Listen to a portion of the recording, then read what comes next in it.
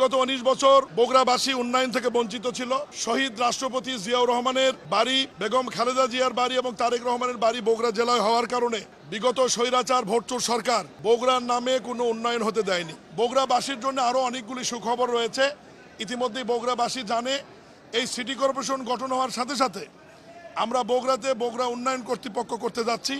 রাজুকে রাজুলে বগুড়া ওয়াসা হবে এবং বগুড়া এয়ারপোর্টটি ইতিমধ্যেই মোশাররফ এমপি সহ আমাদের সদরের সংসদ সদস্য বাদশা সাহেব সেখানে উপস্থিত ছিলেন। বিমানমন্ত্রী, প্রতিমন্ত্রী, বিমান বাহিনী প্রধান, সিভিল এভিয়েশনের চেয়ারম্যান, আমি সহ মাননীয় প্রধানমন্ত্রী উচ্চ পর্যায়ের একটি টিম বগুড়া পাঠিয়েছিলেন। বগুড়া যে বিমানবন্দর হচ্ছে, এটা বাংলাদেশের মধ্যে সবচাইতে উন্নত মানের এবং বহুমাত্রিক একটি বিমানবন্দর হচ্ছে এবং ইতিমধ্যেই বগুড়া বিমান বাহিনীর ট্রেনিং সেন্টারকে মাননীয় প্রধানমন্ত্রী প্রতিরক্ষা মন্ত্রী হিসাবে গত 15 দিন আগে উত্তরাঞ্চলের একমাত্র বিমান ঘাঁটি হিসেবে অনুমোদন করেছেন এবং বাংলাদেশে এই মুহূর্তে সবচাইতে দামি যুদ্ধ বিমান যেটি বাংলাদেশ বিমান বহরে সংযুক্ত হতে যাচ্ছে, সেই বিমানটি বগুড়া বিমান ঘাঁটিতেই অবতরণ করবে এবং সেখানেই থাকবে ইনশাআল্লাহ। শেষ করি কথা, আপনি প্রশ্ন করবেন।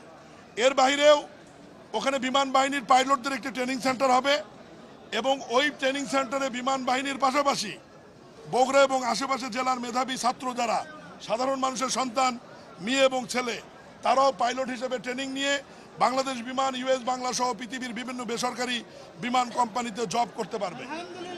এর বাইরে সিভিল এভিয়েশনের আন্ডারে যে বিমানবন্দর হবে সেখানে 3টি সুবিধা থাকবে।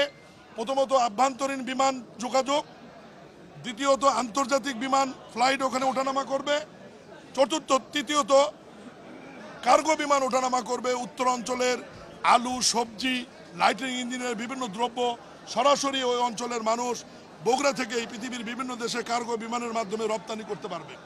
এই জন্যে ওখানে যে জমির প্রয়োজন হবে সেটা অধিগ্রহণ এবং ফিজিবিলিটি স্টাডির কাজ শুরু হয়েছে।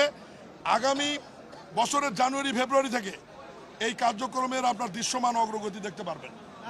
এর বাইরে বগুড়াবাসী দীর্ঘদিন একটি দাবি ছিল ফুটবল স্টেডিয়াম। এটি আন্তর্জাতিক ফুটবল স্টেডিয়ামের জন্য যুব ক্রীড়া মন্ত্রণালয় তারা কাজ শুরু করেছেন। বগুড়া 3 মাথা এলাকায় এই আন্তর্জাতিক ফুটবল স্টেডিয়াম হবে। মাননীয় প্রধানমন্ত্রী তার জনসভায় আরও একটি দাবির কথা উল্লেখ করেছিলেন, সেটা হচ্ছে বগুড়া বিশ্ববিদ্যালয়। বগুড়া বিশ্ববিদ্যালয় একটি বহুমাত্রিক বিশ্ববিদ্যালয় হিসাবে আবির্ভূত হতে যাচ্ছে এবং আইন সংশোধন করা হয়েছে। ওই কমিটিতে আমি সভাপতি ছিলাম। এখন বগুড়া বিশ্ববিদ্যালয়ের নাম হচ্ছে বগুড়া বিশ্ববিদ্যালয় এবং এই বিশ্ববিদ্যালয়ের মধ্যে কৃষি অনুষদ, চিকিৎসা অনুষদ, প্রকৌশল অনুষদ এবং দেশি বিদেশি যারা ডক্টরেট ডিগ্রি করতে আসবেন পিএইচডি করার সুবিধা রেখে আমরা বগুড়া আইনটি পাশ করছি। আগামী পার্লামেন্টে সম্ভবত এটি আইন আকারে পাশ হলেই বগুড়া বিশ্ববিদ্যালয়ের যে সীমিত কার্যক্রম এটি বৃহৎ আকারে শুরু হবে ইনশাল্লাহ। আমি বগুড়াবাসীকে, সকল এমপিদেরকে নিয়ে শুধু এইটুকু বলতে চাই, আপনাদের সন্তান মাননীয় প্রধানমন্ত্রী জনাব তারেক রহমানের প্রতি আপনারা আস্থা রাখবেন। 19 বছরের যে বঞ্চনা এবং বঞ্চিত রয়েছে বগুড়াবাসী, এটি ইনশাল্লাহ আগামী 1 বছরের মধ্যেই বৃহৎ কিছু কাজের মাধ্যমে সব কিছু দৃশ্যমান হবে এবং এর বাইরেও বগুড়ার যে 6টি আসন রয়েছে 6টি আসনেরও ব্যাপক কাজ হবে। রাস্তাঘাট, ব্রিজ, কালভার্ট, স্কুল, কলেজ একটু সময় দিতে হবে। আমাদের সরকারের মেয়াদ কেবল 90 দিন। আমরা অবশ্যই অধৈর্য হয়ে গেছি, কারণ যেহেতু 19 বছর বগুড়াবাসী কিছু পায়নি। তবে ধৈর্য ধরুন। বগুড়ার যারা নির্বাচিত সংসদ সদস্য খুবই অ্যাক্টিভ, শুধু অ্যাক্টিভ না, তারা দিনরাত বিভিন্ন মন্ত্রণালয়ে তাদের নির্বাচনী এলাকার রাস্তাঘাট ডেভেলপমেন্ট নিয়ে দৌড়দৌড়ি করছে এবং নদী ভাঙ্গন নিয়ে কাজ করছেন। আমাদের গোলাম মোহাম্মদ সিরাজ এমপি মহোদয়, কাজী রফিক এমপি মহোদয় এবং মাননীয় প্রধানমন্ত্রী ওনাদেরকে কথা দিয়েছেন, সংসদে উত্থাপন করেছেন। এ ব্যাপারেও কাজ চলছে, একটু সময় দিতে হবে। এবং বগুড়ার সিটি কর্পোরেশনের প্রশাসক নিয়োগের সাথে সাথে বগুড়ার গুরুত্বপূর্ণ বিষয়গুলি নিষ্পত্তি করার জন্যে আমরা গতকালই বগুড়া সিটি কর্পোরেশনের জন্য 25 কোটি টাকা বরাদ্দ দিয়েছি ইনশাআল্লাহ এবং নতুন নতুন প্রকল্প নেওয়া হবে।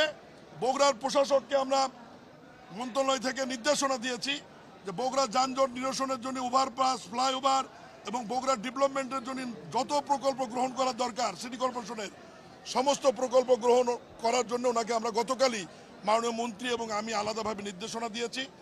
এর বাইরেও বগুড়া শহরকে আমাদের সমস্ত এমপিদের ইচ্ছা, মাননীয় প্রধানমন্ত্রীকে আমরা বলেছি যে বিভাগীয় শহর যদি করা নাও হয়, অন্ততপক্ষে বগুড়া সিটি কর্পোরেশন এলাকা যেন মেট্রোপলিটন পুলিশের আওতায় আনা হয়, এ ব্যাপারেও প্রক্রিয়া চলছে।